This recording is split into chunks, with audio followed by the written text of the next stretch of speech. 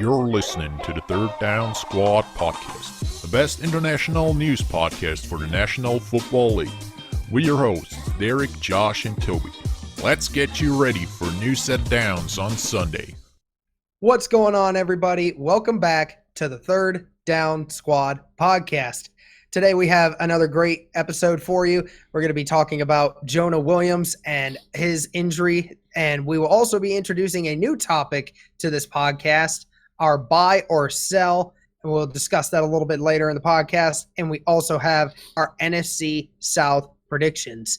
But first, we're going to start off with Jonah Williams. Josh broke the news to me first a couple days ago that Jonah Williams will likely be out for the rest of the 2019 season after suffering a torn labrum. He has had surgery to replace that, but nobody really knows quite how long that will affect, but most likely he'll be out for the rest of the season. Obviously, the Bengals selected him in the first round to get some protection for Andy Dalton, and now that seems to have just taken a toll on him. Toby, we'll start with you. How much does this injury affect the Bengals? I mean, the Bengals were not the best team, or let's say how it is, the worst team in the AFC North, as it is anyway. So just because their new tackle is out for the season, it's not going to change that much. But of course, it's going to hurt them, and they're going to lose a couple of games that they might have won with him on the field. And I think he was one of the vital pieces for their offense for this season that they thought might change some stuff for Andy Dalton, and for him to become kind of a bit of a better quarterback than he was last year. That and having AJ Green in a healthy condition for the rest of the season, that were the two key pieces, I think, for the offense in Cincinnati. So hearing that Jonah Williams is likely out for the rest of the season, it's definitely going to hurt them. And I'm not sure if with the old O-line, Andy Dalton is going to be anywhere near to being good enough to even take advantage of AJ Green being back on the field. Josh, what do you got to add to that? This is definitely going to hurt the offensive line chemistry, because they drafted him knowing that Andy Dalton needs protection. But since he's going to be taking a week out, a year, this will definitely set them back from where they want to be, as with every injury in the NFL. However, I think the Bengals will survive. As we said, they're going to be the worst team in the NFC North anyway, so if you're going to add Jonah Williams, it's not really going to do much. But they should have him just take his time and make him become like the best, healthy. Just make sure he sits out 110%, and he'll be a great guard in the NFL for quite some time as long as he stays healthy. Yeah, I mean, I know we dog on the Bengals a lot on this podcast for good reason, but this team is really cursed. I mean, I look at some of the draft picks that they get over the last couple years. They have had some injury-prone picks in the first round. I mean, John Ross obviously missed all season his first year. Billy Price missed about pretty much a third of the season due to some injuries. And now their left tackle, the guy who they want to protect, Andy Dalton, is now going to miss the entirety of the season. It's really difficult for the Bengals. Obviously, Jonah Williams isn't the biggest piece of the whole group, but to miss out on almost a sheer starting left tackle, a guy that you're going to definitely miss, that's the kind of guy that you need on the offensive line, especially at a young age. And just having this issue now, you certainly hope it doesn't affect his career in any way. I hope he comes back strong and better than ever. But like you guys said, they're the worst team in the AFC North. There's no question about it. But obviously, for as good as some of these defensive lines are in the AFC North, and for the kind of rough ride football that the AFC North plays at the end of the year, it'd be very important to have a guy like Jonah Williams to protect Andy Dalton, and obviously that piece is gone. I will give the Bengals this, though. Their offensive line on paper right now looks really, really good. I will give them that. With Billy Price and now Jonah Williams and a few other here and there, they're close to becoming a pretty solid offensive line core. And, they're getting younger and getting stronger for sure. Yeah. All right, so now we're going to move on to our new topic that we're introducing called buy or sell. Kind of a little bit of how the Herd does it, Colin Cowherd does his, where I read out a statement to Josh and Toby, and they will give me their buy or sell, whether or not they think this statement will happen or whether or not they think it won't. So first statement, and Toby, we'll start with you. All right. Patrick Mahomes will repeat as MVP this 2019 season. That's a sell for me. I don't believe that. I mean, last season, to repeat a season like that with over 5,000 yards, 50 touchdowns, or how many did he throw? I don't have the correct number in my head right now. It was over 50 touchdowns. Yeah. I mean, yeah. But it's hard to repeat that, and I believe somebody else will have a season that is spectacular in a sense like Mahomes was last year. I'm thinking maybe of a Saquon Barkley rushing for about 2,000 yards in a season and elevating the New York Giants all on his own.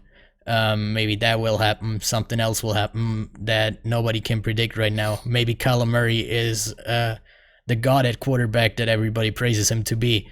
But I don't believe Patrick Mahomes.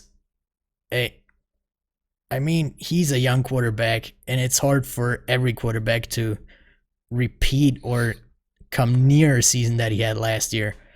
So doing it again at his age, it's a sell for me.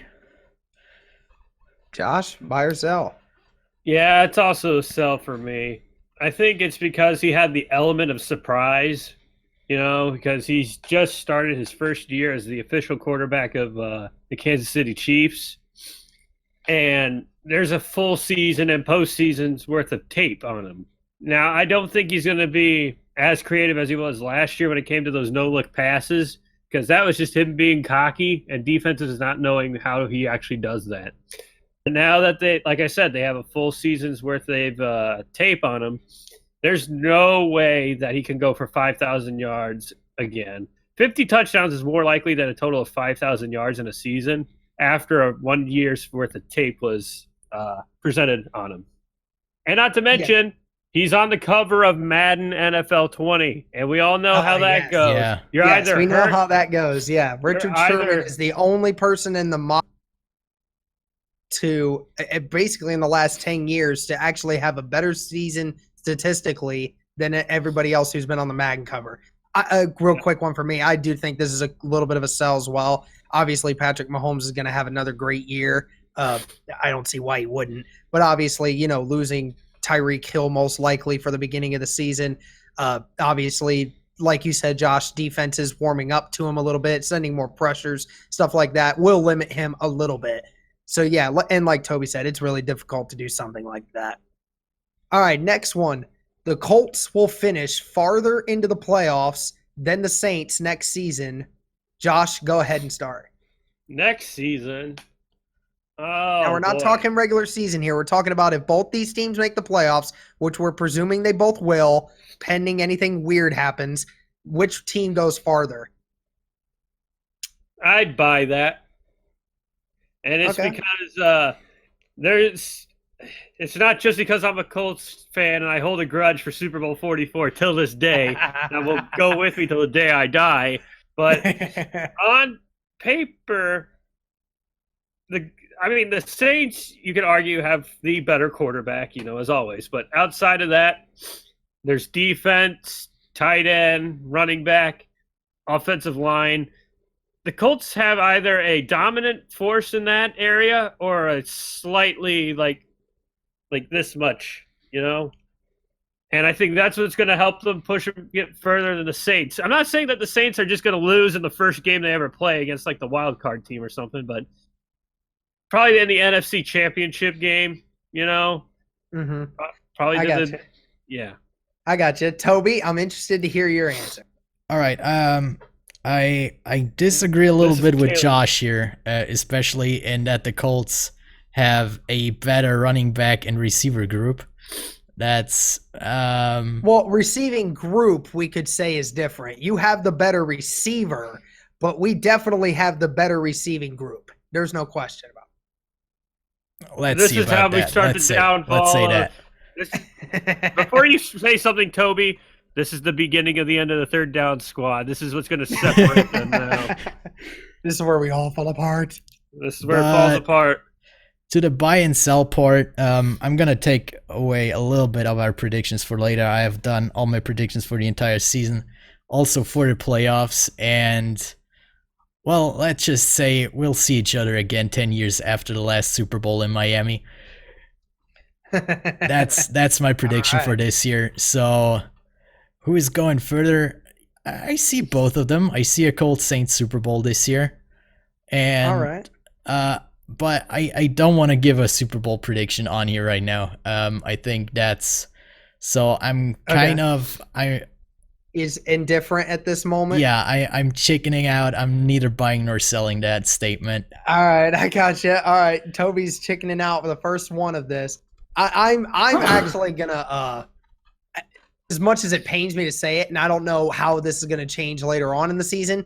I think it's a sell at the moment. Just because we saw what the Saints did last year. We know what the Colts did last year. Right now, I would say a more complete roster and in-depth roster. I think the Colts have a very small advantage in that, but ultimately, it doesn't matter what advantage you have in roster if you don't know what to do with it. But right now, I give it a quick sell right now. Hey, Derek. Mm-hmm. I believe that Chancellor Palpatine in Star Wars Episode 3 said it correctly. Then it's treason. I'm not giving up on my Colts fandom here, okay? I'm rooting for them to get far Saints. I'm just saying at the moment it's not plausible to say they're going to go farther than the Saints because the Saints were one play away from a Super Bowl last year, okay? So let's just remember that. Yeah, Toby had some stirring emotions in there right there. I saw it in his face. All right, next question. We're going to start with Toby here. The Bills will finish higher in the AFC East than the Jets. Ooh, that's a tough one, but I gotta sell that again. I believe in the Jets right now. I believe in Sam Darnold, especially with the running attack of Le'Veon Bell. I think they found some key pieces in the offseason, whereas the Bills, from what they're looking like, they're just gonna try to throw the deep ball and hoping that they can complete a pass up there.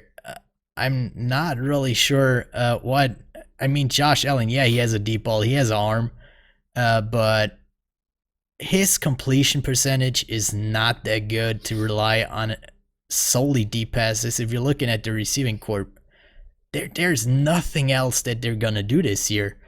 There is no receiver for short passes, and I can't think about Shady McCoy and not think about last season how he performed last season, and I don't think he will bounce back that much this year that he can lift this team up that much.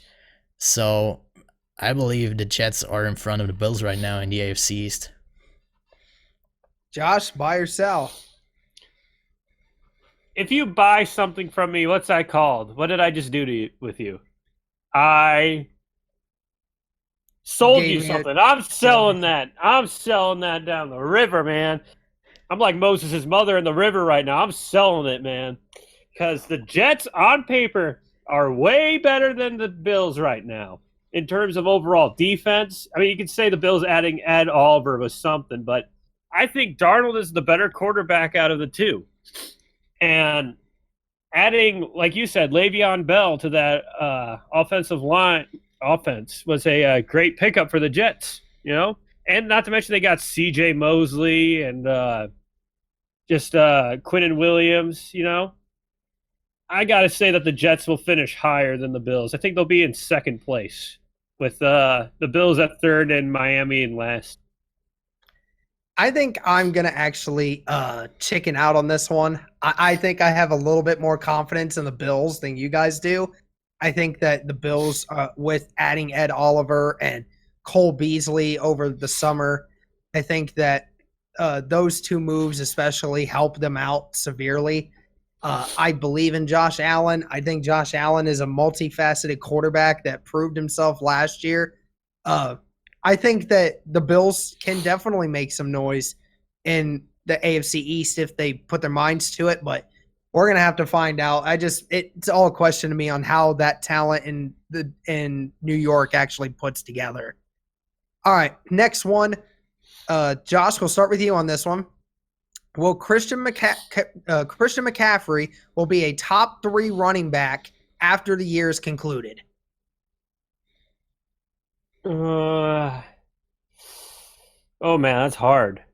That's really hard. Because and I'll give a real quick fact here.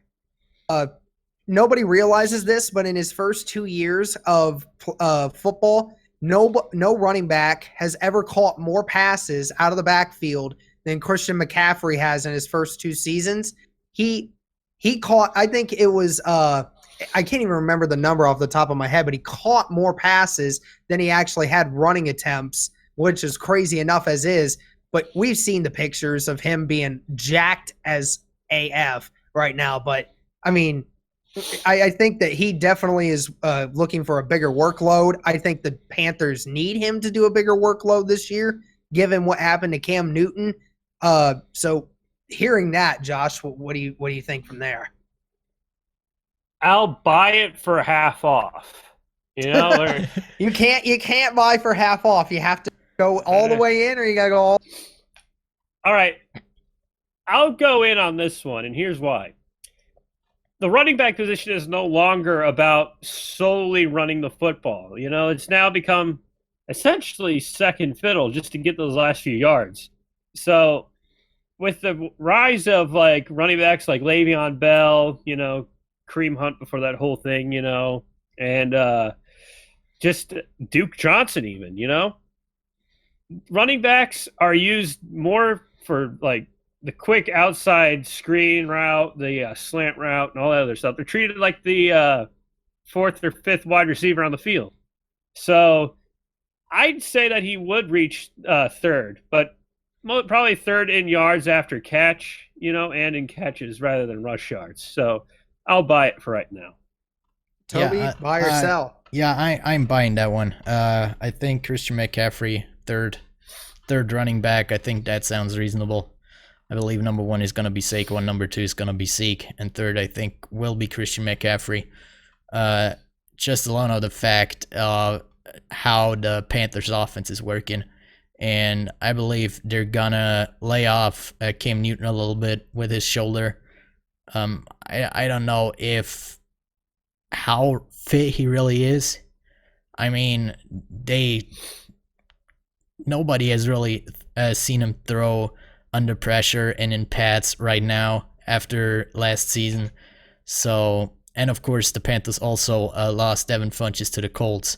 So one of their top receivers is also gone. So those targets have to go somewhere, and I believe Christian McCaffrey is one of their better options to give those targets to.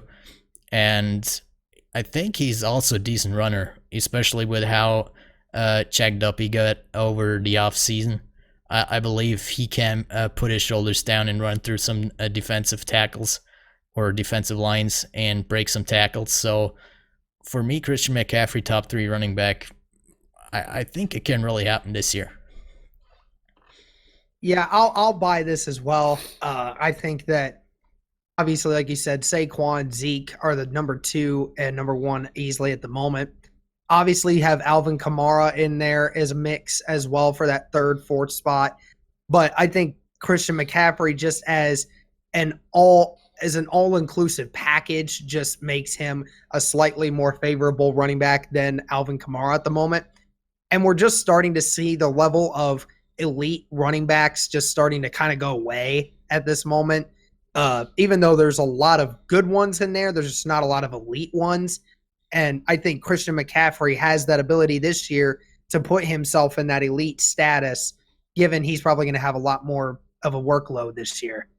And last one, Toby, we'll start with you on this one. Le'Veon Bell will contribute more to the Jets this year than Antonio Brown with the Oakland Raiders?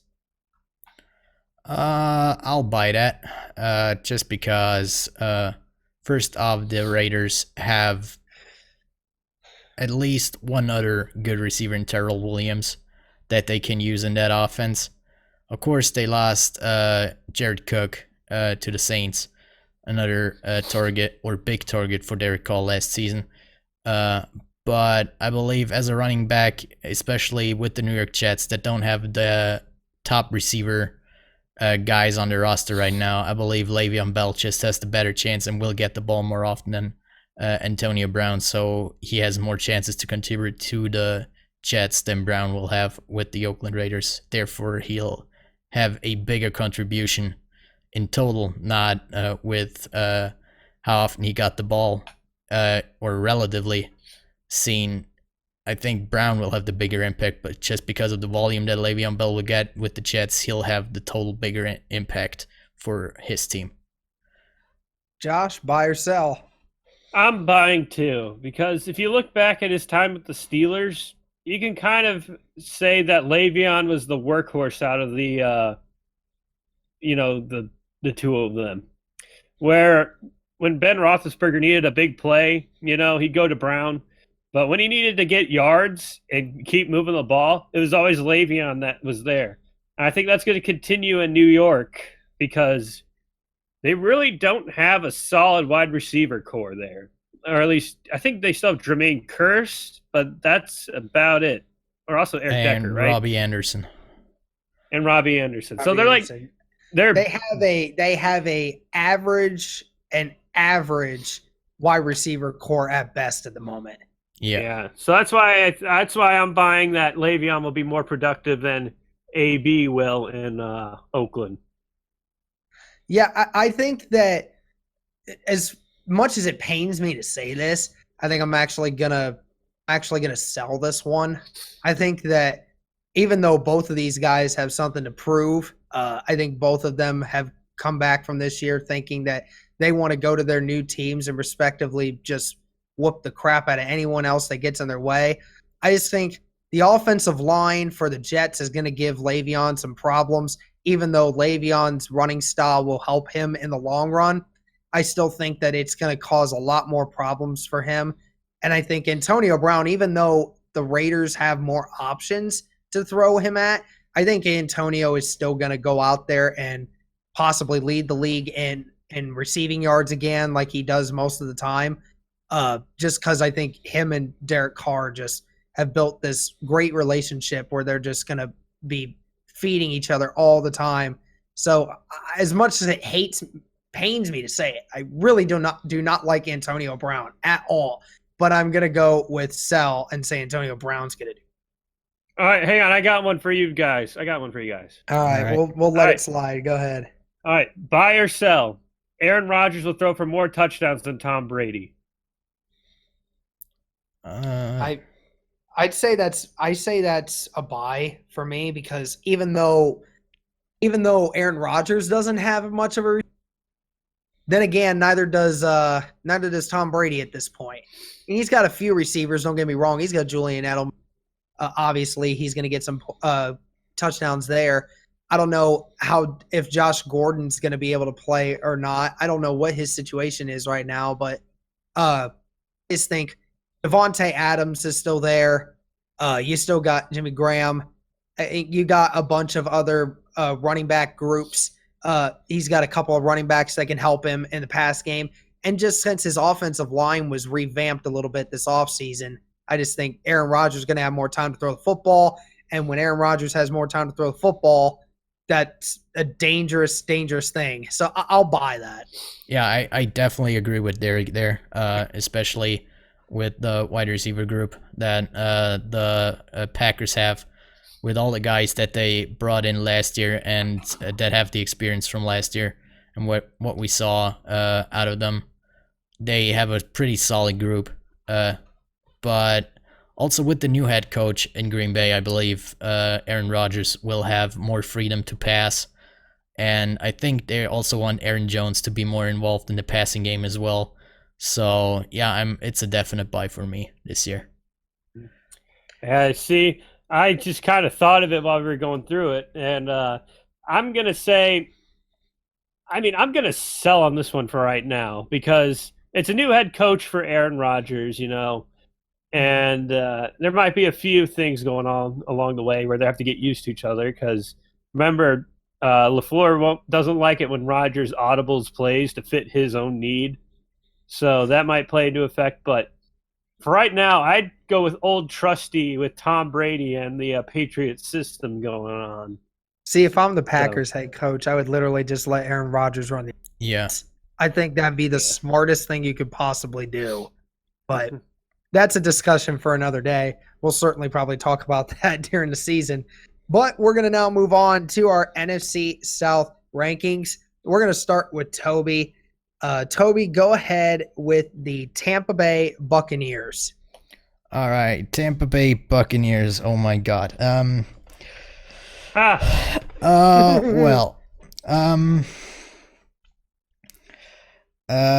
Jameis Winston's probably on the hot chair for this season, so he's got to show up. Oh yeah.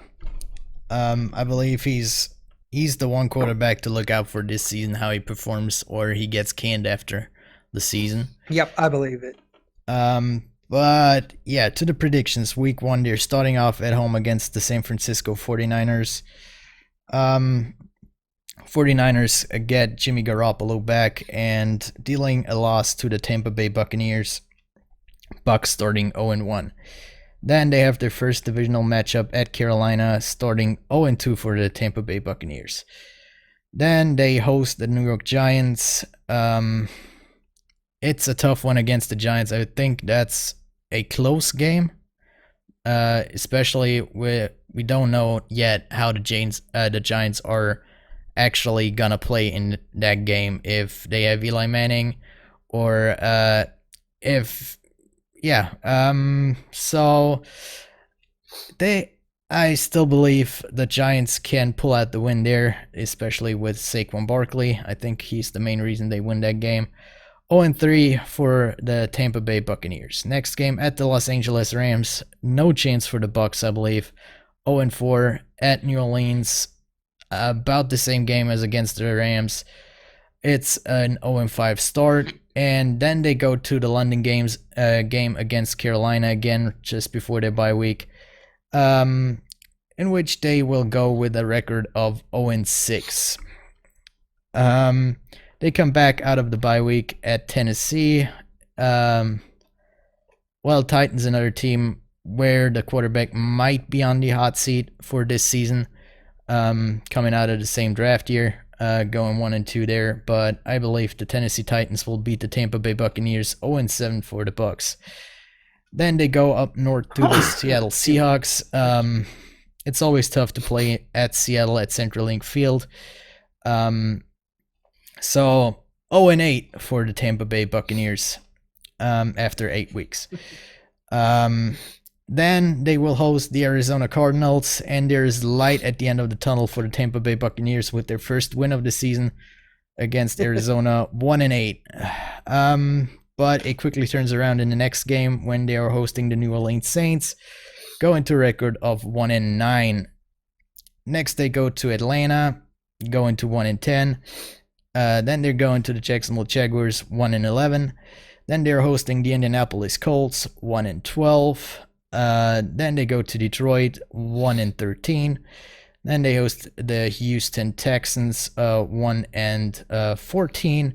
And to end of the season at home against Atlanta with a final record of 1-15 for the Tampa Bay Buccaneers. And bye-bye Jameis Winston. All right, so Toby, with no remorse for the Tampa Bay Buccaneers, even with a few additions, he does not believe that Devin White and all these other players can help them win, even with Bruce Arians. All right, so the only win against the Cardinals. Holy cow. Guess what, Toby? That's one more win than I gave them. So what does that mean? Oh, so Josh is just coming out saying that you are making them 16? Yep. Josh, with the first 0-16 of the year, You heard it All here right. first. This is the first for the Third Down Squad podcast. We have not had an 0-16 prediction yet, but we just got our first one, and it's the Tampa Bay Buccaneers. Wow. Well, I'm certainly not going to make them look that bad. But I will help you out here. I'll make this quick and short and sweet. Week 1, they'll have their first win. They'll go 1-0 to start the season. I think they win against the 49ers, who are still going to try to figure out how to get their pieces together. I think Tampa Bay always seems to do really well in the first game at home. This seems to be a pattern for them. Then they lose all the way down to week 10, where they'll be 1-8. And then they'll win against the Cardinals. That's the one where I agree with Toby on. So they'll be 2-8 going through to week 11, and then they will lose the rest of their games up until week 17 when they beat the Falcons at home. So they will finish with a record of 3-13. That might have been the most disrespectful record that we have given a team yet this year. Wow, boys. Okay. We thought the Bengals were bad. Holy crap. Yeah. All right, Josh, we're going to have you start with this one. Go ahead with the Atlanta Falcons. Oh, you mean the punching bag from our last one? Yes. Oh, yeah. All yes, right. the punching bag for our last one. Yeah. Okay, hold on 1 second here, pal. Let me get it all situated. Got my notes. All right. First game of the season is against the Vikings. Yep, at the Vikings. 0-1 to start out, like I said before. Against the Eagles, 0-2. I just believe that the Eagles have more power. For the Falcons, they're going to start out 0-3 because they lose to the Colts. Yep. I'm going to give them the win against the Titans, going to go 1-3. Against the Texans, I got them going to 1-4. Against the Cardinals, I got them winning. They're going to go 2-4. Against the Rams, 2-5. Against the Seahawks, I got them going 2-6. See here. Against the Saints, bye week, week 9. Yep, bye week. And then against the Saints, 2-7. Okay. Against the Panthers, I got them winning this one, 3-7. Okay. Against the Bucks, 4-7. Against the Saints again, 4-8. Against the Panthers, I got the Panthers winning this one. They're going to go 4-9. Against the Niners, I got them winning 5-9. Against the Jags, got the Jags winning that one to 5-10. And I had them beating the Bucks, making the Falcons record a final of 6-10. All right, 6-10. Toby, why don't you go ahead with yours? All right. First game at Minnesota, I have them losing that one, starting off 0-1. I actually have them win against Philadelphia, going 1-1. At Indy, 1-2. Against Tennessee, 2-2. At Houston, 2-3. At Arizona, 3-3. Then they're going kind of on a losing streak for the next 4 games, going to a record of 3-7. Then coming back against the Tampa Bay Buccaneers with a win, going 4-7. Then they have the Thanksgiving matchup against the Saints. As is tradition, the Saints will win that one, go into a record of 4-8. Then the last 4 games, I have them winning out and finishing the season at a record of 8-8. Dang it. I thought for a split second, Toby and I were going to have the same record again. So all the way up until week 14, I had the exact same thing as you, Toby. All the wins and losses. Lose to the Vikings on the road, win against the Eagles. They will lose to the Colts, win against the Titans. They'll lose to the Texans, beat the Cardinals. They'll lose their next 4, and then beat the Buccaneers in week 12, lose to the Saints in week 13. I have them beating the Panthers in week 14, losing to the 49ers and the Jaguars in week 15 and 16, and then have them winning against the Buccaneers in week 17, putting them at a record of 6-10. Same thing as Josh. All right, so now we'll move on to the Panthers, and I'll start this one out. First game against the Rams. I think they lose that one. And then they go on to face the Buccaneers. They will win that game. They go on to face the Cardinals on the road. They will win that one. I think they lose to the Texans. I think that being on the road, that'll be tough for them. I think they beat the Jaguars at home. I think they beat the Buccaneers on the road, and they'll be 4-2 going into their bye week. Then I think they lose to the 49ers on the road after their bye week. And then they will win against the Titans, making them 5-3. Then they'll lose at Green Bay, making them 5-4. I think they beat the Falcons, going to 6-4. I have them losing to the Saints, making them that would be 6-5. They beat the Redskins, going 7-5. They go to the Falcons. They lose, going 7-6. And then they go to Seahawks. They face Seahawks, going 8-6. They lose to the Colts, going 8-7. And then I actually have them beating the Saints week 17, which will put them at a record of 9-7. So basically, past their bye week, they lose, win, lose, win, lose, win. Toby, go ahead with yours. All right. The Panthers are going to start off with a loss against the Rams, 0-1. They win against Tampa Bay, 1-1. Win against Arizona, 2-1. They will lose at Houston, putting them at 2-2. They'll win against the Jags, putting them at 3-2. And then in London, they win against the Tampa Bay Buccaneers, putting them at 4-2 into their bye week. Then they come back. They win at San Francisco, putting them at 5-2. They'll lose the next week to the Tennessee Titans, putting them at 5-3. They lose the next week again against the Packers, putting them at 5-4. They win their game against the Falcons at home, putting them at a record of 6-4. And at New Orleans, they will lose, putting them at 6-5. Against Washington, I have them losing, putting them at 6-6. They lose at Atlanta, putting them at 6-7. They lose against the Seahawks, putting them at 6-8. And they lose also against the Indianapolis Colts, putting them at 6-9. The last game, I have them losing to the Saints right now. That could change because the Saints might not play with their first team in that game. But I have the Panthers right now finishing at 6-10.